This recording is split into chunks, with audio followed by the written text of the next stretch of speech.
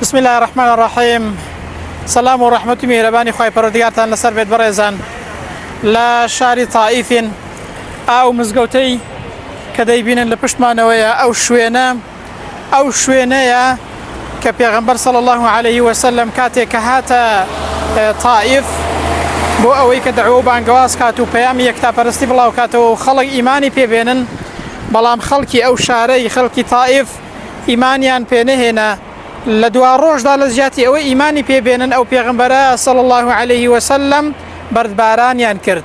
ئەو مزگەوتە ئەو شوێنە لە لای ئەو شاخە و ئەو چیایی کە ئێستا لێرە ئەو مزگەوتە دروست کراوە، ئەو شوێنەیە کە پێغەمبەریان لێ بەردباران کردووە صلی الله عليه وسلم.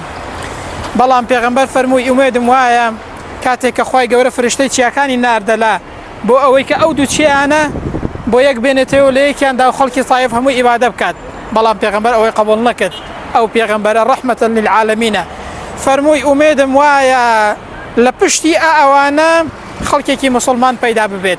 فعلا ئەو فەرمایشتەی پێغەمبەر و ئەو معجزەی پێغەمبەر و ئەو ئومێدەی پێغەمبەر صلی الله عليه وسلم بەڕاست گەڕا. ئێستا ئەوەتە ئەو شارە و لە دوای پێغەمبەر صلی الله عليه وسلم بە هەزاران مسلمانی لێ پەیدا بووە.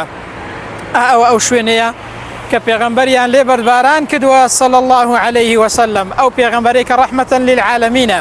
بەڵام ئێستا ئەوەتانەیە بە هەزاران مسلمانی لێیە و ئەو قەول و فەرمایشتەی پێغەمبەر صلی الله عليه وسلم بەڕاست گەڕا. تەماشاکەن ئەو پێغەمبەرە چ ڕەحمەتێک بووە، ئەو پێغەمبەرە ڕەحمەتەن للعالەمین بووە، چاکترین کەس بووە، بەڵام خەڵکی طائف بەردبارانی دەکەن. ئەو شوێنەیە کە ئەو پێغەمبەری لێ بەردباران کراوە صلی الله عليه وسلم. بەڵام ئەو پێغەمبەرە دواتر بوو بە ڕەحمەت بۆ هەموو جیهان. ئەمەش ئەوڕۆ لە شاری طائف سەردانی ئەو شوێنەمان کرد. بەڕاستیکی ئینسان ئەو شوێنەی دەبینێت هەستێکی هەیە کە ئەو جا دەزانێ ئەو پێغەمبەرە صلی الله عليه وسلم چ ڕەحمەتێک بووە، چ ڕەحمەتەن للعالەمینێک بووە.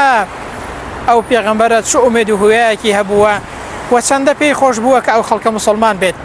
خوای پەروەردگار بمان گێڕی لەو کەسانەی کە ئومەتی ئەو پێغەمبەرن لەسەر ڕێ و شوێنی ئەو پێغەمبەرن صلی الله عليه وسلم. والسلام عليكم ورحمة الله وبركاته.